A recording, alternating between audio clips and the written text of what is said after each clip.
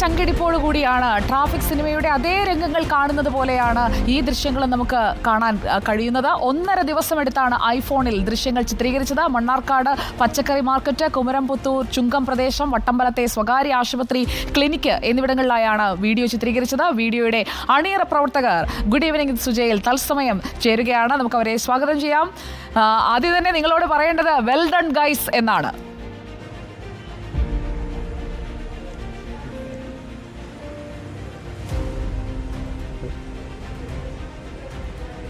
എല്ലാവരും ഉണ്ട്. ആ ഒരു ടീം മുഴുവനായി നമുക്കൊപ്പം ചേരുകയാണ്. 3 മിനിറ്റാണ് ഈ വീഡിയോയുടെ ദൈർഘ്യം. പക്ഷേ ഇതിനകം 10 ലക്ഷമൊക്കെ കടന്ന് കുതിക്കുകയാണ് ഈ വീഡിയോയുടെ വ്യൂസ്. എന്ത് തോന്നുന്നു?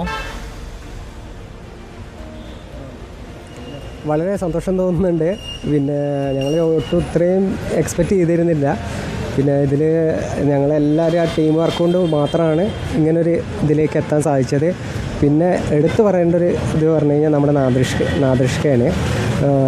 ഇക്ക നമ്മളെ ഇത് കാണുകയും പിന്നെ അത് ഫേസ്ബുക്കിൽ പോസ്റ്റ് ചെയ്യുകയും അപ്പോൾ അതിൻ്റെ ഭാഗമായിട്ടാണ് ഒന്നുകൂടെ കൂടുതൽ ഞങ്ങൾ ഈ വീഡിയോ റീച്ച് ആവാനുള്ളൊരു മെയിൻ കാരണം എന്ന് വെച്ച് കഴിഞ്ഞാൽ അതുകൂടെ കാണുക. പിന്നെ ഇതിൻ്റെ മെയിൻ ഡയറക്ടറും എഡിറ്റിങ്ങും ഒക്കെ ചെയ്തിട്ടുള്ളത് ഫൈസുമാണ്. ഞാൻ വീഡിയോ ചെയ്ത ആളാണ്. ഇനിയിപ്പോൾ ഫൈസലിനോട് ചോദിക്കാം ബാക്കി അവൻ്റെ എക്സ്പീരിയൻസ്.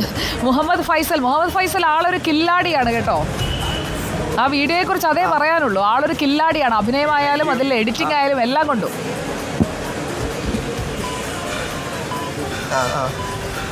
സന്തോഷം. ഇതിനു മുൻപ് 2018 കൈദി അങ്ങനെയുള്ള മറ്റ് സിനിമകൾ ചെയ്തെങ്കിലും ഈ ട്രാഫിക്കിന് കിട്ടിയ, പ്രത്യേകിച്ചും നാദിർഷ ആ പേജിൽ പോസ്റ്റ് ചെയ്യുന്നതിന് ശേഷം കിട്ടിയ ഒരു റീച്ച് എന്ന് പറയുന്നത് നിങ്ങൾ പ്രതീക്ഷിച്ചതിനൊക്കെ ഒരുപാട് മുകളിലല്ലേ? അതെ അതെ, ഒരുപാട് മുകളിലാണ്. ഒരുപാട് സന്തോഷമുണ്ട്. ഇതിനു മുമ്പ് കൈദി 2018 ചെയ്തിട്ട് ക്ലിക്കായിട്ടില്ലെങ്കിലും ഈ വീഡിയോ ഒരു നാദിർഷ പോസ്റ്റ് ചെയ്യുന്ന ശേഷം നമുക്ക് ഇരട്ടി മധുരം നമുക്ക് കിട്ടാൻ സാധിച്ചത്. നമുക്ക് എല്ലാവർക്കും ഇപ്പോൾ ഈ നിൽക്കുന്ന ആൾക്കാരെ എൻ്റെ ഒരു സപ്പോർട്ടേഴ്സ്, ഇവരില്ലെങ്കിൽ എനിക്ക് വീഡിയോ ചെയ്യാൻ പറ്റൂല. എപ്പോഴും അതെ, പേര് നമുക്ക് കൂടെ നിൽക്കുന്നതുകൊണ്ടാണ് ഈ വീഡിയോ. തീർച്ചയായും നമ്മുടെ കൂടെ നിൽക്കുന്ന എപ്പോഴും അതെ അതെ അതെ, ഇവരൊക്കെ തന്നെ. ഇവരൊക്കെ വർക്ക് കാരണം ഉച്ചക്ക് വിളിച്ചപ്പോൾ ആരും ഫ്രീ അല്ല. ഫ്രീ അല്ലാത്തതുകൊണ്ട് പക്ഷേ എല്ലാവരും ഇപ്പോൾ എത്തിയിട്ടുള്ളൂ. എല്ലാവരും സാധാ വർക്കിന് പോകുന്നവരാണ്. കാര്യങ്ങളൊക്കെ കഴിഞ്ഞിട്ട് ഇപ്പോൾ എത്തുന്നേ ഉള്ളൂ. നമ്മുടെ ആസിഫ് അലിയെ കൂടി ഒന്ന് പരിചയപ്പെടുത്തുമോ? ആസിഫ് അലിയൊക്കെ എന്തൊരു ഓട്ടമായിരുന്നു അവതരിപ്പിച്ചിട്ടുള്ള. ആസിഫ് അലിയാണ് നമ്മുടെ ഫൈസൽ. ആസിഫ് അലി ഞാൻ തന്നെ. പിന്നെ കുഞ്ചാക്കോ ബോബനായിട്ട് അഭിനയിച്ചത് അവിടെ ഉണ്ട്. അതെ അതെ, കുഞ്ചാക്കോ ബോബനെ കുറച്ച് നാണമാണെന്ന് തോന്നുന്നു. ചാഘോഷനായിട്ട് അഭിനയിച്ച ഞാനായിരുന്നു. ചാഘോഷനായിട്ട് അഭിനയിച്ചത് ഞാൻ തന്നെയാണ്. എൻ്റെ പേര് ബഷീർ എന്നാണ്. ആദ്യമായിട്ടാണോ ഇങ്ങനെ ഒരു വീഡിയോ ചെയ്യുന്നത്, അതോ നേരത്തെയും അഭിനയത്തിലൊക്കെ താല്പര്യമുള്ള ആളാണോ? ആഷിഫ് മറ്റേ നമ്മുടെ കുഞ്ചാക്കോബനായിട്ട് അഭിനയിച്ചിട്ടുള്ള വ്യക്തി ഓൾറെഡി വ്ളോഗറൊക്കെയാണ്. പുള്ളി ഇതിന് മുമ്പ് വീഡിയോസൊക്കെ ചെയ്തിട്ടുണ്ട്. അതെ, അതിൻ്റെ ഒരു എക്സ്പീരിയൻസ് മൂപ്പരോടൊന്ന്. അതെ, നമ്മൾ ഓട്ടോമാറ്റിക്കലി നമ്മൾ യൂട്യൂബ് വ്ളോഗ് ചെയ്യുന്നതാണ്. പിന്നെ റീൽസിനെ കുറിച്ച് വലിയ ഐഡിയ ഒന്നുമില്ല. പിന്നെ ഒരുപാട് വർഷങ്ങൾക്ക് മുന്നേയൊക്കെ നമ്മൾ ആ ടിക്ടോക്കൊക്കെ ഉള്ള ടൈമിലൊക്കെ നമ്മൾ ഒരുപാട് ആക്റ്റീവായിരുന്നു. ഇപ്പോൾ നമ്മൾ റീൽസും ചെയ്യാറില്ല.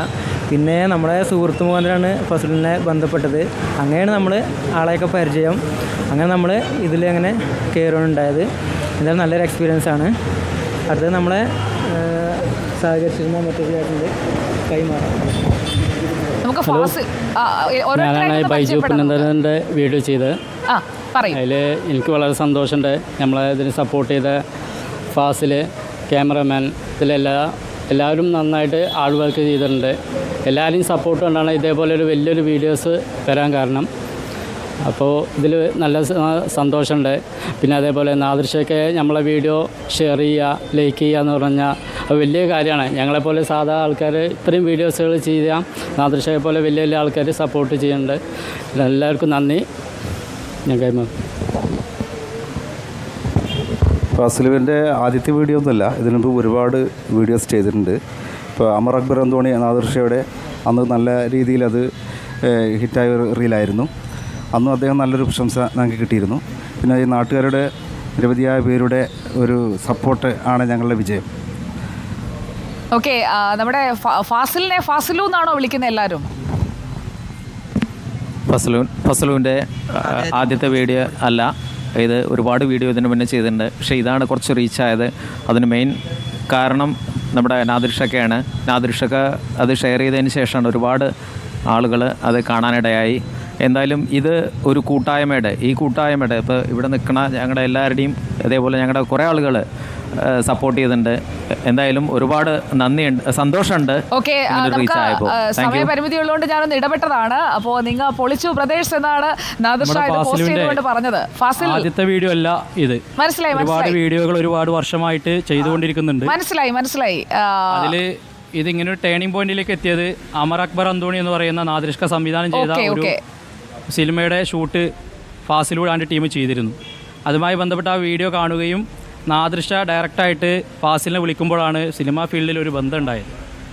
അതിനുശേഷമാണ് പിന്നീട് ശരി, ട്രാഫിക് സിനിമയുടെ ക്ലൈമാക്സ് പുനരാവിഷ്കരിച്ച ഒരു കൂട്ടം യുവാക്കളെയാണ് ഇപ്പോൾ റിപ്പോർട്ടർ പ്രേക്ഷകരിലേക്ക് എത്തിച്ചത്. ഇവരുടെ വീഡിയോ ഇപ്പോൾ 1 മില്യൺ ഒക്കെ കഴിഞ്ഞിങ്ങനെ നിൽക്കുകയാണ്. നാദിർഷയുടെ പേജിലൊക്കെ പോയാൽ നമ്മളുടെ ഇപ്പോൾ റിപ്പോർട്ടറിലൂടെ കണ്ട ഈ വീഡിയോ പ്രേക്ഷകർക്ക് കാണാം. ഒപ്പം ഞങ്ങളുടെ പേജിലും ഈ വീഡിയോ ഉണ്ടാകും. ഇതുപോലെയുള്ള കലാകാരന്മാരൊക്കെ വളർന്നു വരണം. അങ്ങനെ വളർന്നു വരുന്ന കലാകാരന്മാർക്ക് ഒരു പിന്തുണ എന്ന രീതിയിലാണ് നമ്മൾ അവരെ തത്സമയം വിളിച്ചത്. ഒരുപക്ഷെ അവരുടെ ആദ്യത്തെ തത്സമയ ലൈവ് അഭിമുഖമായിരിക്കാം ഇത്. അതിൻ്റെ ഒരു പതർച്ചയൊക്കെ ഉണ്ട്. ആ ഒരു കൂട്ടം എന്ന് പറയുന്നത് അതൊരു സിനിമാ കൂട്ടമാണ്, സിനിമാ പ്രാന്തന്മാരുടെ ഒരു കൂട്ടമാണ് എന്നുള്ളത് ആ സംഭാഷണത്തിൽ നമുക്ക് മനസ്സിലാകും. അവരുടെ സിനിമാ മോഹങ്ങളൊക്കെ സാക്ഷാത്കരിക്കപ്പെടട്ടെ. അപ്പോൾ ആ ടീമിന്, ഫസലുവിനും ടീമിനും എല്ലാ ആശംസകളും റിപ്പോർട്ടറിൽ നിന്ന് നമ്മൾ നൽകുകയാണ്. നമ്മുടെ വാർത്തായാത്ര ഇങ്ങനെ തുടരുമ്പോൾ ഇന്നത്തെ ഏറ്റവും പ്രധാനപ്പെട്ട വാർത്തകൾ ഏതൊക്കെയാണ് എന്ന് നോക്കാം നമുക്ക് അടുത്തതായി. Top 10 headlines.